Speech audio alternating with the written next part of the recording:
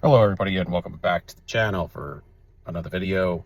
I wanted to talk to you a little bit about witchcraft and the consequences, how it works, and the agreements, or how you can get caught up in it and not even know it. So let's jump in.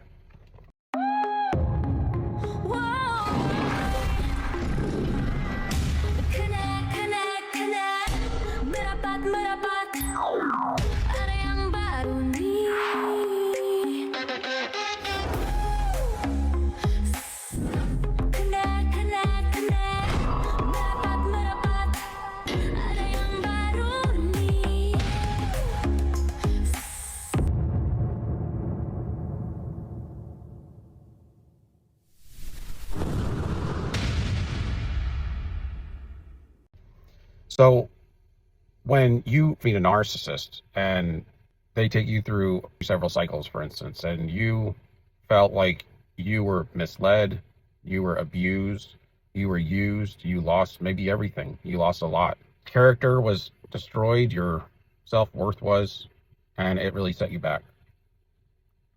Well, I'm here to tell you, first of all, that's what the narcissist comes to do all of that. But also, what lingers after and what slows down or really can affect you in negative ways. They pull you down to their vibrational level, which is at the abyss. Anything under 199 is no love, no feelings of love. And things that start to come at you were people, negative energy, witchcraft can really hit you. Typically, all narcissists, or at least most of them, they're kind of the embodiment of witchcraft if they're dealing with dark energy. Because if it's inside them, that's what taught humanity witchcraft, these entities. So if they're dealing with entities and they're allowing the entities to control them, then you're kind of dealing with witchcraft in its truest form. It doesn't need to be taught, it just is. What you'll find narcissists, because they want power control and they want the edge up, they want the cheap way out, they will also get into divination with witchcraft so that they can have an upper hand and they will become practitioners. And what happens when they leave you and you've done several cycles with them and you were somewhat innocent or unaware or naive, but you've woken up, you feel innocent. It's hard for a person to forgive them.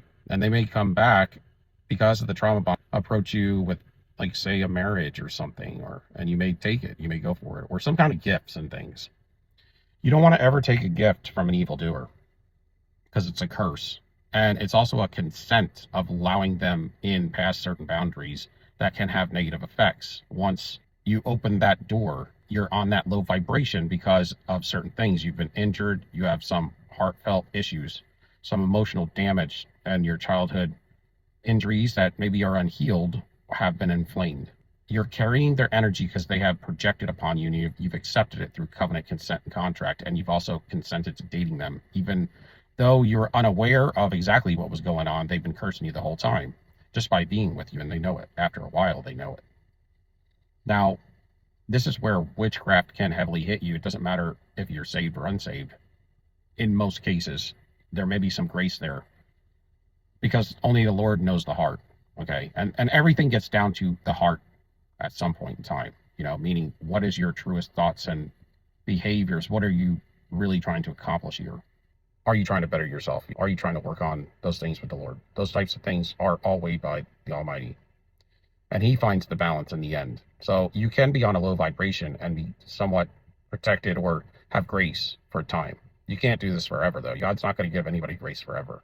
My point is after you've done several cycles, you've been pulled down harshly into that 199 vibration or lower or less. You are in a narcissist vibration. And during that vibration is where you find people that are criminals of all kinds, the worst kind.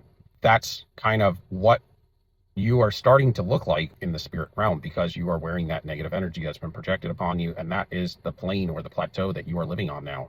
Until you get up off that and heal or somehow reverse that, you're going to be cloaked in that kind of energy. So you're going to deal with that type of energy. It's going to be more attracted to you because high vibrational people are going to stay away. They're not going to be attracted to you, and you're not going to attract too much good. That's why a lot of times things will break, you'll lose money, it'll just turn to dust, and you won't have any kind of faith, hope, love, manifestation of anything in your life that's good. It'll end up kind of being cursed.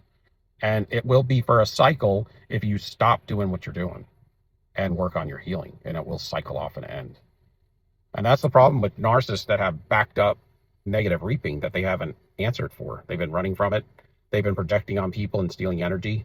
And that's why they have these collapses. But what most people don't understand is, for the ones that think narcissists can change, and that's up in the air for a lot of people, everybody has their own opinion on that. And I'm not going to discuss that today.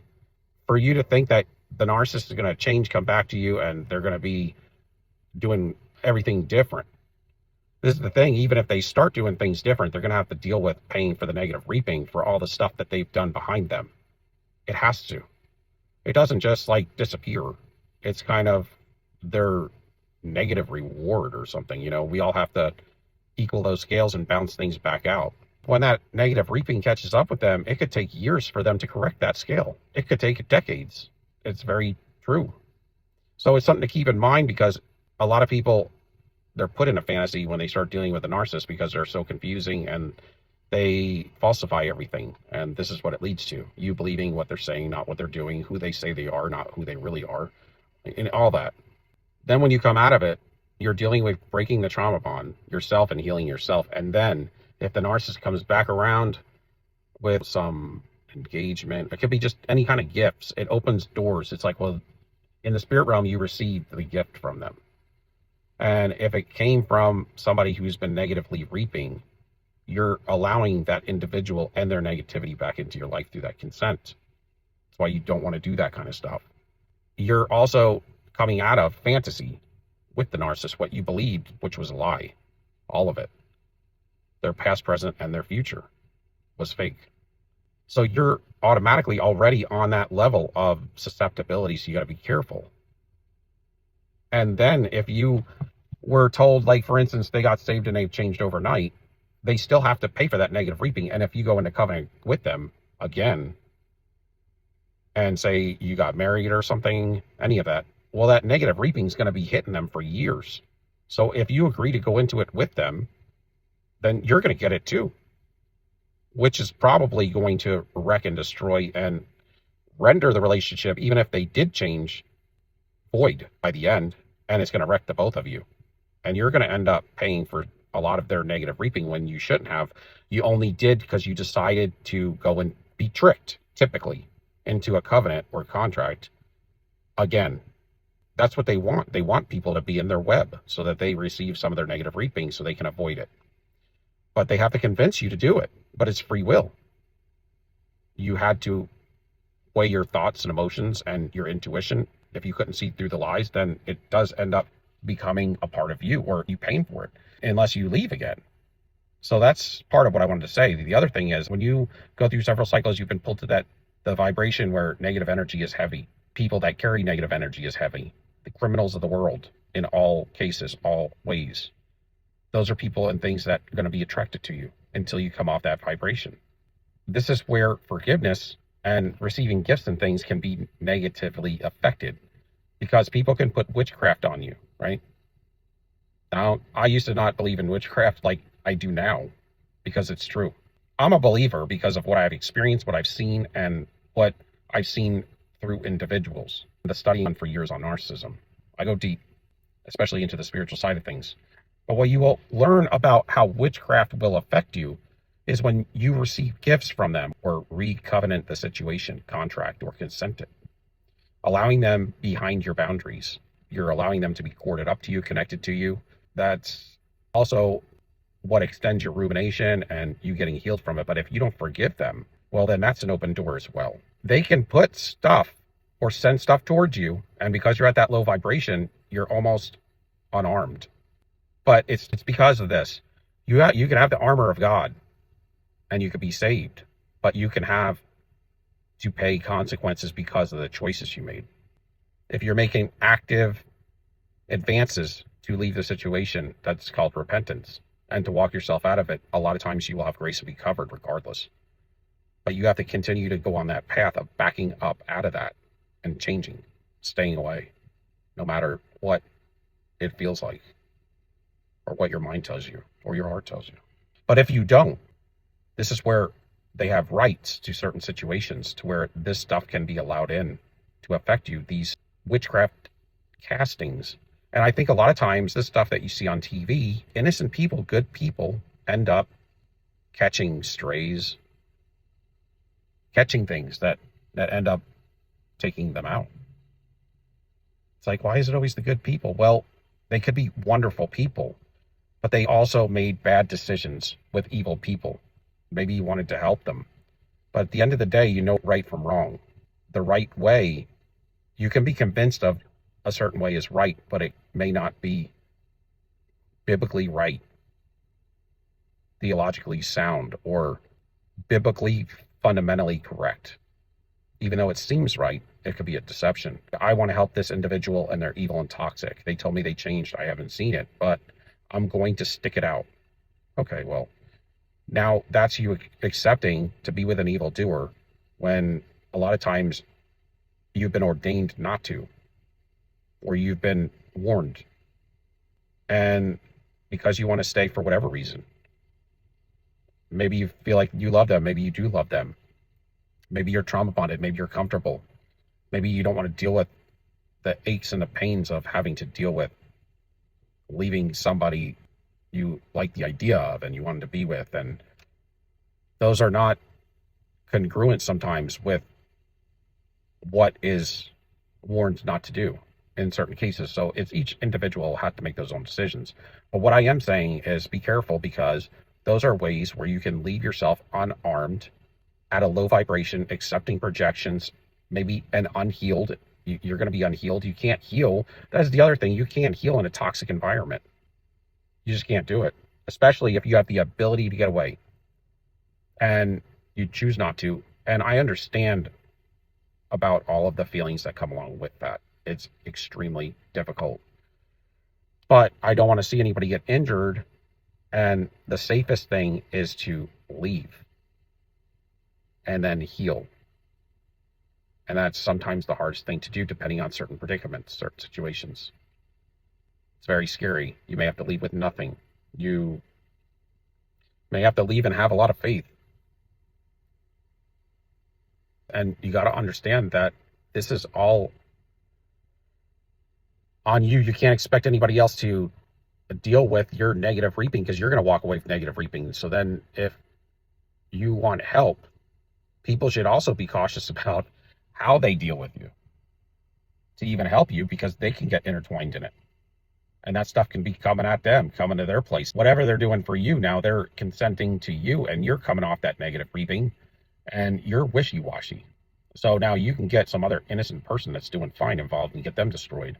So you have to be careful. You can look at this any which way, whether you're the person helping or you're the person leaving or you're the toxic individual. So I just wanted to go over that, because this is kind of along the lines of how witchcraft can affect you. That's why you want to. I've had a lot of people on this channel over the last couple of years talk about how they don't believe you have to forgive certain individuals, but you do. And the consequences for it could be a lot of bad things. I'm just talking about the topic and the subject. I don't want to put fear in anybody, but it's good to be aware, because these things, if you think a certain way and you're thinking wrong, or you're disregarding maybe your intuition, because this is tricky stuff sometimes, and I get it. And it's very confusing because you've been dealing with lies for so long. It's good to be aware, because this is good counsel is what I'm trying to give you, so that you don't injure yourself. Because this can come down in a lot of different ways. You could get caught up in something and catch a stray when you weren't supposed to even be there. But because you're wearing that energy and you're being beside that toxic individual, maybe they didn't get it and you got it, because maybe they're wearing your energy and you're wearing theirs. And that's why it looks like in something on the news, you were a great person, but the good person's not around anymore. Isn't that terrible? That happens a lot. And I think these are the ways that it happens. And some cases, in a lot of cases, I think people know that this type of stuff, that the evil people know that this type of stuff may or will or is going to happen if you continue down that road. And they don't want it thwarted, because they only care about themselves. And they're always looking to survive the next day, and for them to protect their image by all means. And that's it. They want to protect their image, their wealth, and they'll do anything to do it. But they also don't want to change a lot of times, so they just want to continue down the same dark path, but they want somebody else to pay for it. That's why you feel like you do when they leave you, because they steal all your goods. You allowed it, either knowingly or unknowingly. But there were signs, and this is a world of free will. So sometimes, no matter how it looks, it's still a free will. There's always a way, and you got to understand that in the spirit realm, sometimes these things, they look a lot clearer in the spirit realm than they do to you in the physicality and in your confused mind related to confusing individuals and people of the lie. So thank you for watching. Give me a like, subscription, and thumbs up. Till next time. So, peace.